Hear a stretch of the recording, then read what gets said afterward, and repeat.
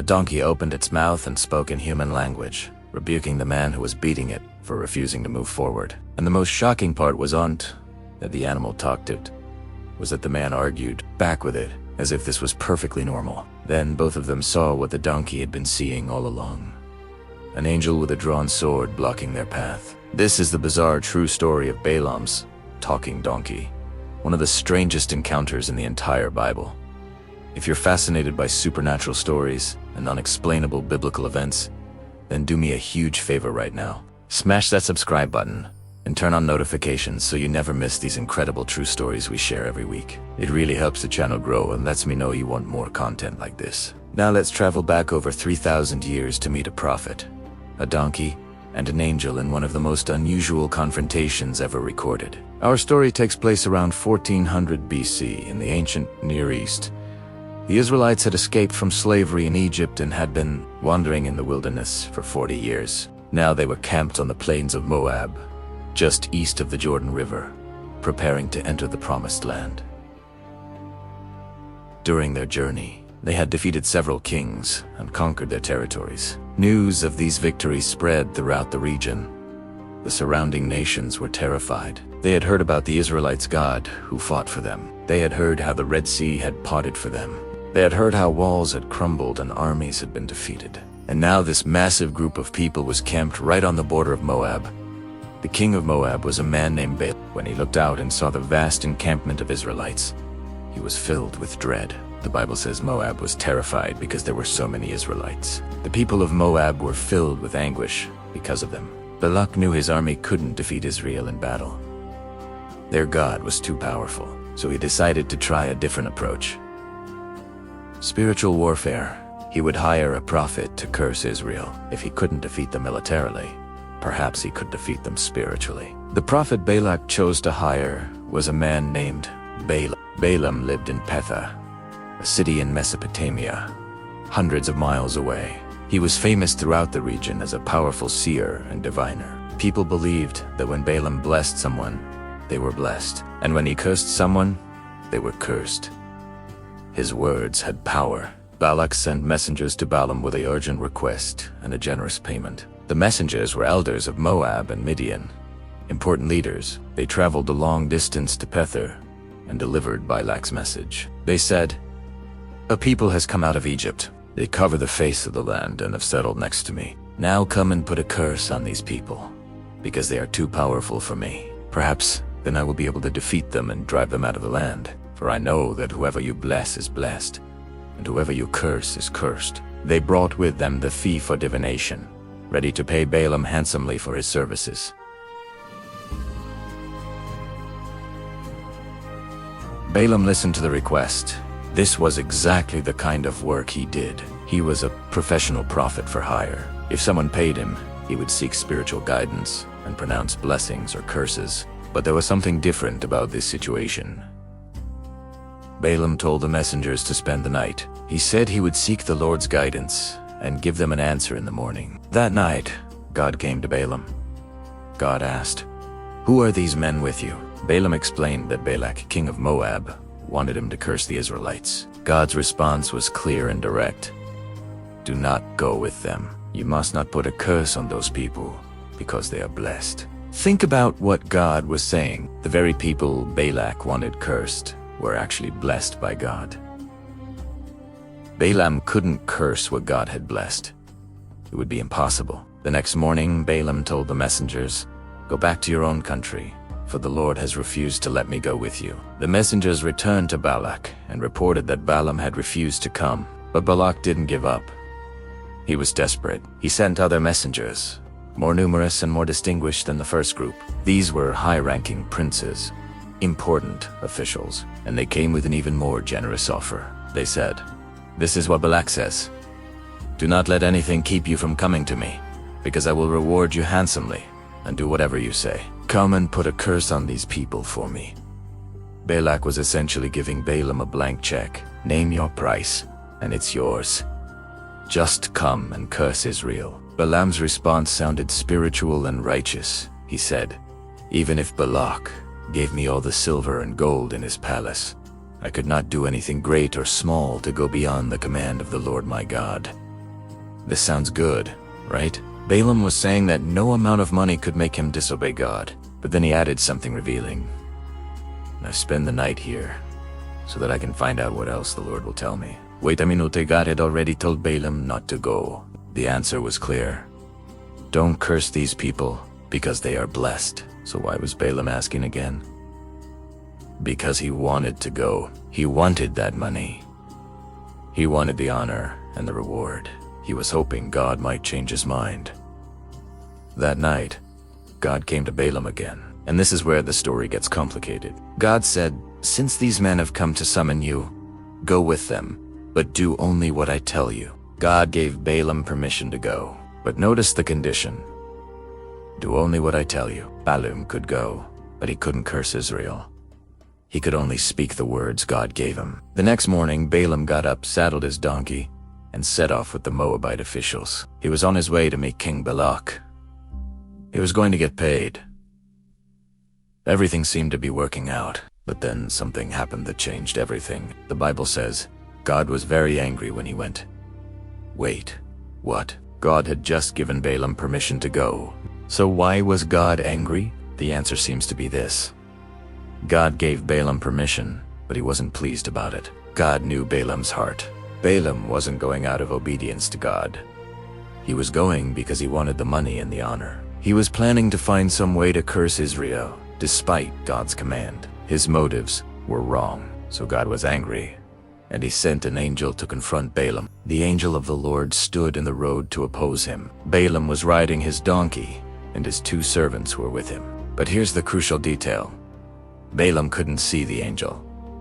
The angel was invisible to him, but the donkey could see the angel. The donkey saw the angel of the Lord standing in the road with a drawn sword in his hand. The sword was ready to strike.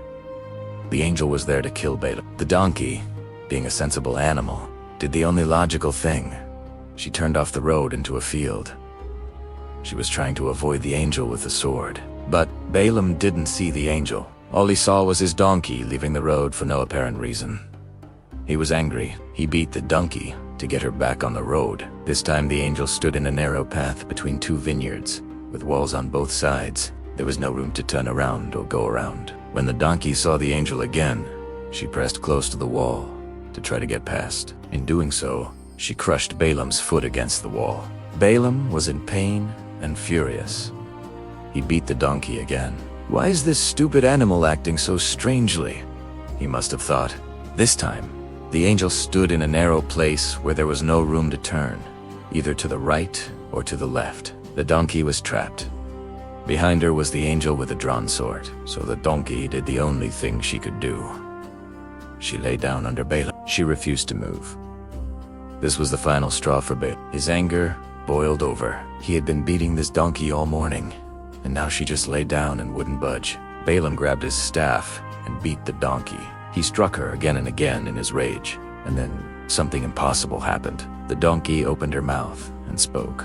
In human language, the donkey said to Balaam, "What have I done to you to make you beat me these 3 times?" Let that sink in for a moment.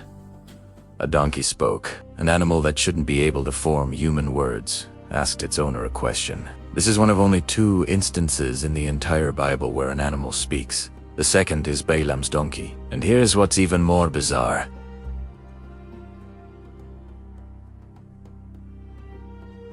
Balaam answered her. He didn't freak out. He didn't run away screaming. He didn't fall off the donkey in shock. He just argued back with the talking donkey, as if this was a normal conversation. Balaam said, "You have made a fool of me. If only I had a sword in my hand, I would kill you right now." The donkey responded with logic and reason. "Am I not your own donkey, which you have always ridden to this day? Have I been in the habit of doing this to you?" The donkey was making a valid point. She had served Balaam faithfully for years. She had never acted like this before. Maybe, just maybe, there was a reason for her behavior. Balaam had to admit, no, his donkey had never done anything like this before. She had been reliable and obedient, so why was she acting so strangely now? Then the Lord opened Balaam's eyes. Suddenly, Balaam could see what the donkey had been seeing all along. He saw the angel of the Lord standing in the road with his sword drawn. The angel was in a battle stance, ready to kill. Balaam immediately fell face down on the ground. He was terrified. The angel spoke to him. "Why have you beaten your donkey these 3 times? I have come here to oppose you because your path is a reckless one before me. The donkey saw me and turned away from me these 3 times. If she had not turned away, I would certainly have killed you by now, but I would have spared her." Think about what the angel was saying. Balaam's donkey had saved his life. 3 times she had seen the angel and tried to avoid him. 3 times she had protected Balaam from certain death. And how had Balaam responded? By beating her. The very animal that was saving his life was being punished for it. The angel continued, "The donkey saw me, but you didn't. If the donkey hadn't turned away, I would have killed you and let her live." This is remarkable. A pagan prophet couldn't see an angel, but his donkey could. A man who was supposed to have spiritual insight was spiritually blind. But an ordinary farm animal had better spiritual perception than the prophet. Balaam finally understood the gravity of his situation. He said to the angel Prometa, "Abasin, I did not realize you were standing in the road to oppose me. Now, if you are displeased, you will go by." Balaam was ready to turn around and go home. He recognized that God was opposing this journey. But the angel gave him the same message God had given before. "Go with the men, but speak only what I tell you." Balaam could continue to Moab, but he had to obey God's instructions completely. He couldn't curse Israel. He could only speak God's words. So, Balaam continued his journey. When he arrived, King Balak came out to meet him. Balak was eager to get started. He took Balaam to a high place where they could see the outskirts of the Israelite camp. Balak wanted Balaam to curse Israel from there. But when Balaam opened his mouth, blessings came out instead of curses. He blessed Israel instead of cursing them. Balak was furious. He took Balaam to a different location and tried again. Same result. Blessings instead of curses. Balak tried a 3rd time from a 3rd location. Again Balaam blessed Israel. No matter how hard Balak tried, no matter how much money he offered, Balaam couldn't curse what God had blessed. In fact, Balaam's prophecies about Israel were some of the most beautiful blessings in the Old Testament. He proclaimed, "How beautiful are your tents, Jacob, your dwelling places."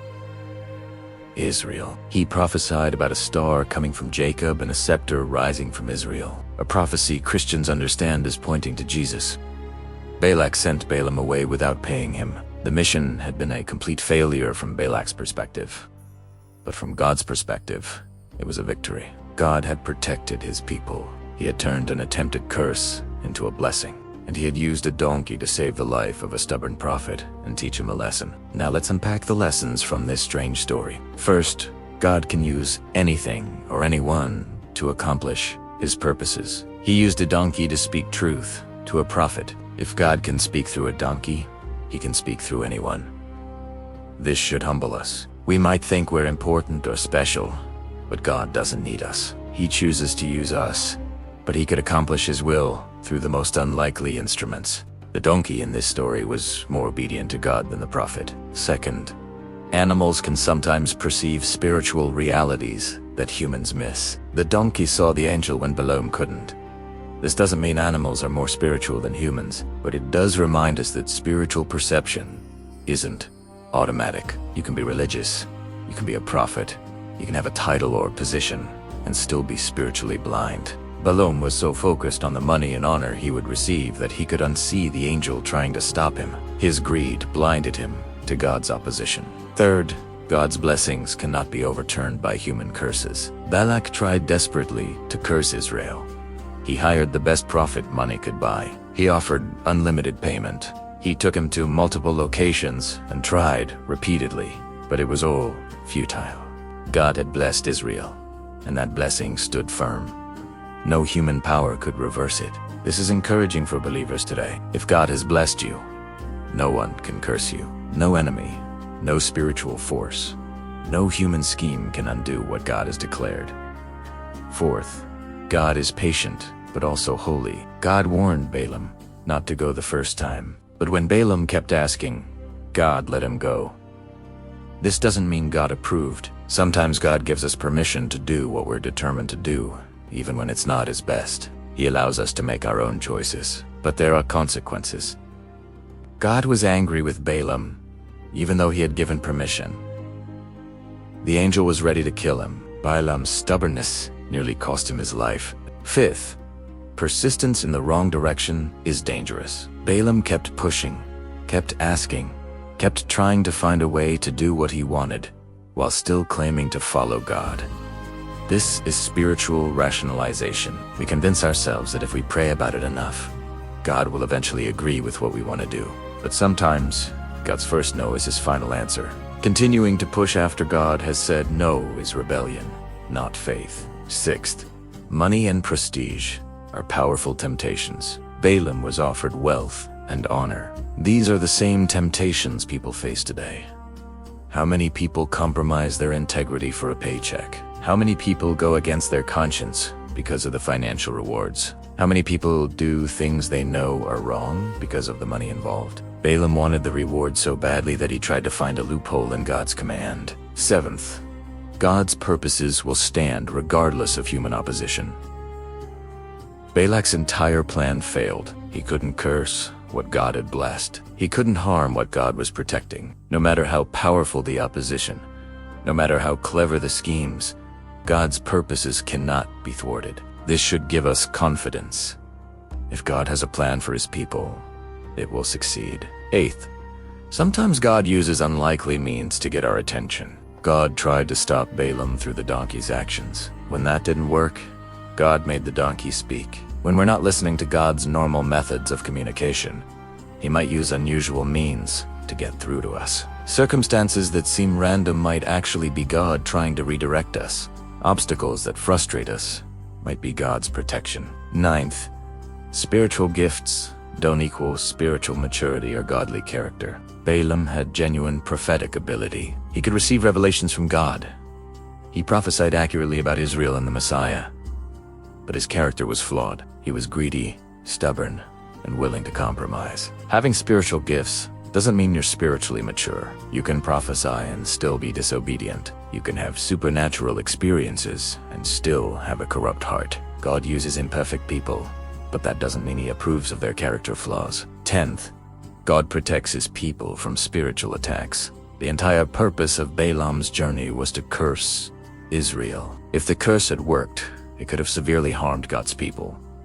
But God prevented it. He protected Israel from this spiritual attack. Similarly, God protects his people today from spiritual warfare we're not even aware of. There are attacks and schemes against us that God stops before they ever reach us. Let's think more deeply about the donkey's role in this story. This wasn't just any donkey. This was Balaam's personal donkey that had served him faithfully for years. The donkey knew Balaam. She was familiar with his ways, his voice, his commands. She had been reliable and obedient. That's why Balaam was so shocked and angry when she started acting strangely. From the donkey's perspective, imagine what was happening. She was walking along the road, carrying her master as she had done countless times before. Suddenly, she saw a terrifying figure blocking the path, an angel with a drawn sword, ready to strike. Any animal would be frightened, so she did what made sense. She left the road to avoid the danger.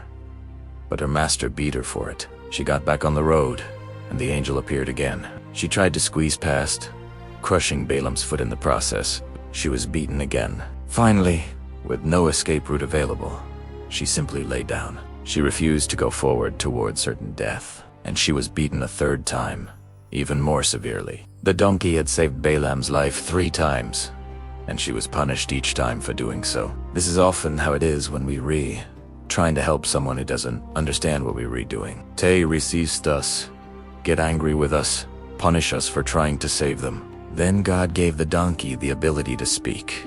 This was a miracle. Donkeys don't have the vocal apparatus to form human speech. Their brains aren't wired for language. But God temporarily gave this donkey the ability to communicate in words Balaam could understand. And what did the donkey say? She didn't complain about being beaten. She didn't curse Balaam for his cruelty. She simply asked a reasonable question. What have I done to deserve this treatment? And she pointed out that she had been faithful all these years. Hadn't she earned better treatment? The donkey's question should have made Balaam stop and think. If your faithful servant suddenly starts acting completely out of character, maybe there's a reason. Maybe something is wrong that you can't see. But Balaam was so focused on his own agenda, so angry at being inconvenienced, that he couldn't think rationally. He just wanted the donkey to obey and get him to his destination so he could collect his payment. This is how spiritual blindness works. When we're fixated on our own goals, our own desires, our own plans, we can't see what's really happening. We miss the warning signs. We ignore the red flags. We push past the obstacles God puts in our path. The fact that Balaam argued with a talking donkey without being shocked also reveals something. He was so angry, so focused on getting to Moab, that even a supernatural event didn't faze him. A donkey talks, and he just argues with it. Think about how desensitized he had become. This is a warning to all of us. When we're pursuing something with tunnel vision, we can become blind to even the most obvious signs that we're going the wrong way. God can be shouting at us, putting obstacles in our path, sending clear warnings, and we just plow ahead anyway. After God opened Balaam's eyes and he saw the angel, he finally understood. His donkey had been protecting him. The angel would have killed him if the donkey hadn't intervened. Balaam apologized to the angel. But did he apologize to the donkey? The Bible doesn't record that he did. We often fail to appreciate those who help us until it's almost too late. The rest of Balaam's story is also instructive. He went to Moab and blessed Israel instead of cursing them, which was good. But later in the Bible, we learn that Balaam found another way to harm Israel. Since he couldn't curse them directly, he advised the Moabites to seduce the Israelite men through their women. He told them to invite the Israelites to their pagan festivals and sexual rituals. This plan worked. Many Israelites sinned with Moabite women and worshipped their false gods. God's judgment fell on Israel because of this sin. So Balaam couldn't curse Israel, but he helped engineer their downfall in another way, and he got paid for it.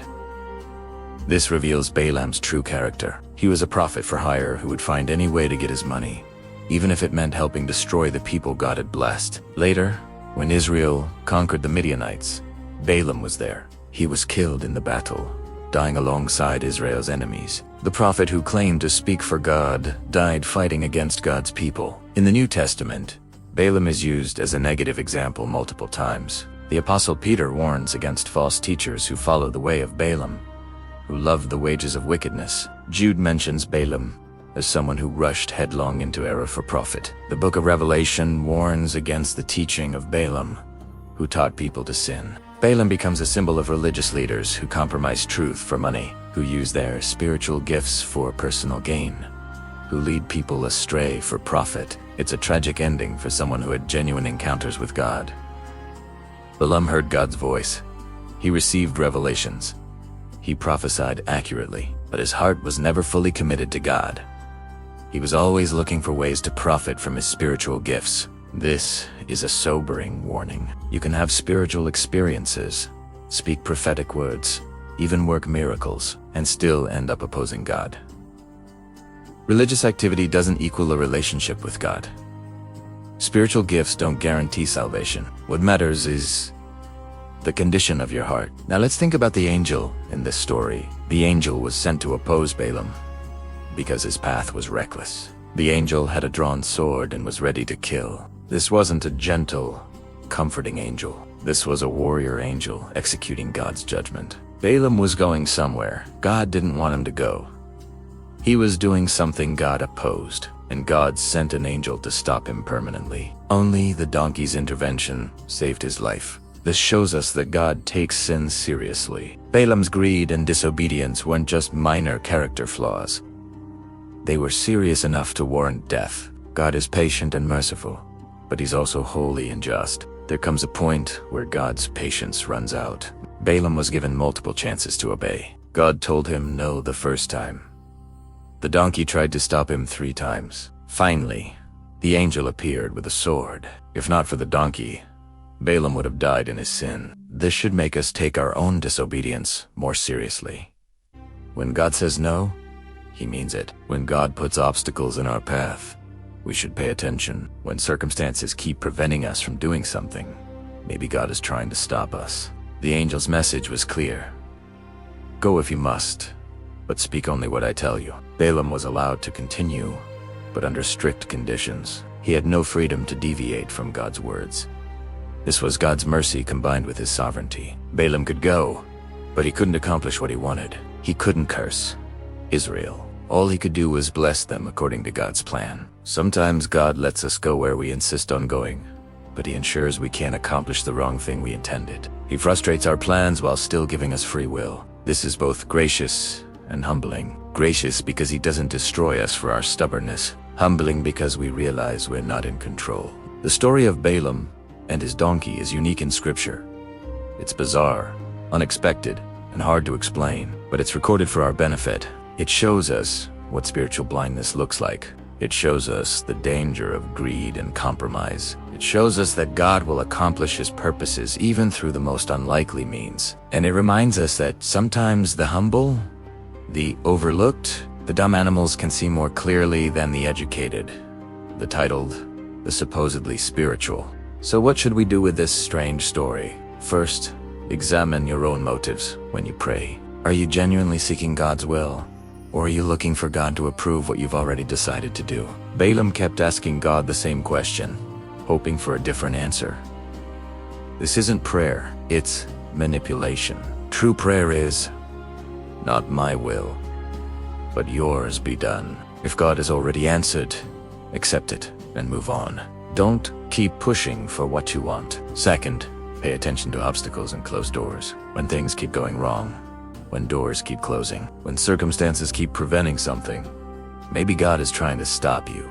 Balaam's donkey was an obstacle, but that obstacle was saving his life. Sometimes what feels like bad luck or frustration is actually God's protection. Third, be willing to speak truth, even when it's not profitable. Balaam eventually blessed Israel, even though it meant losing his payment. He could only speak what God gave him to speak.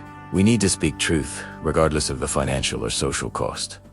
Don't compromise your message for money. Don't dilute the gospel to please people. Speak what God says, even when it costs you. Fourth, recognize that spiritual perception is more important than natural sight. The donkey saw the angel when Balaam couldn't. This reminds us to ask God to open our spiritual eyes. There are realities we can't see. Naturally, we need divine revelation to understand what's really happening. Pray for spiritual discernment. Ask God to help you see beyond the surface. Fifth, be humble enough to learn from unexpected sources. God spoke through a donkey. Could he speak through a child? Through a person you look down on?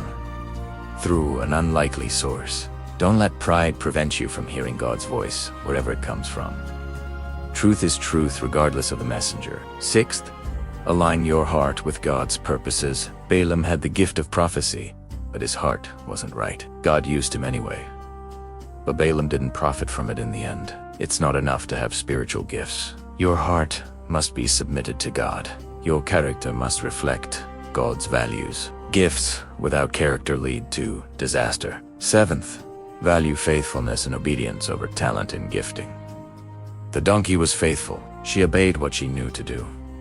She served Balaam reliably for years. Balaam was gifted, but he was disobedient and greedy. In God's economy, the faithful donkey was more valuable than the talented prophet. God values obedience more than sacrifice. He values a humble, obedient heart more than impressive spiritual gifts. Eighth, don't assume that because something is possible, it's permissible. God gave Balaam permission to go, but he wasn't pleased about it. Sometimes God allows us to do things that aren't as best for us.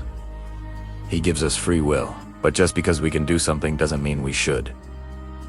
Ask not just, can I do this? But also, should I do this?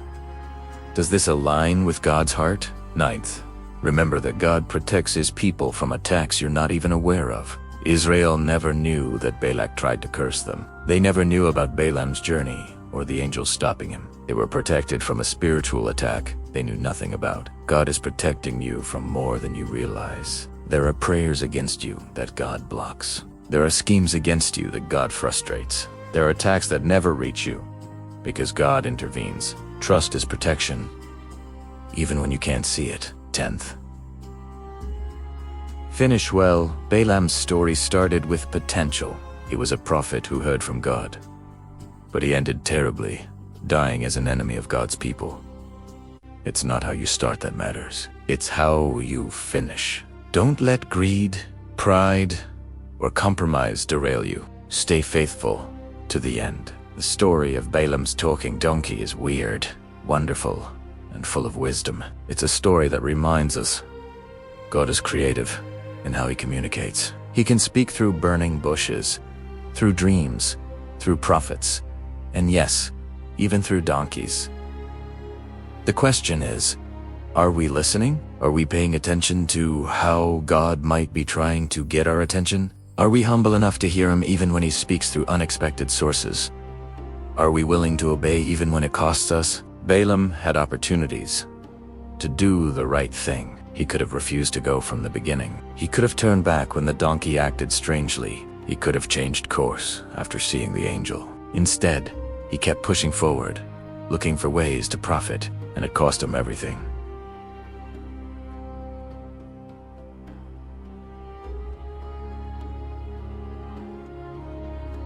Don't make the same mistake. When God says no, accept it. When God puts obstacles in your path, pay attention. When God speaks truth through an unlikely source, listen. Your life, your destiny, your eternal soul might depend on it. If this strange and powerful story has impacted you today, I want you to do something for me right now. Hit that like button so I know this message reached you. Drop a comment below and tell me, what is the most surprising way God has ever gotten your attention? And if you haven't already subscribed, please click that subscribe button and turn on notifications. We share incredible biblical stories that challenge and inspire every single week. You don't want to miss what's coming next. Thank you so much for watching. And remember, God can speak through anyone or anything. Stay humble, stay listening, and stay obedient to his voice. God bless you, and I'll see you in the next video.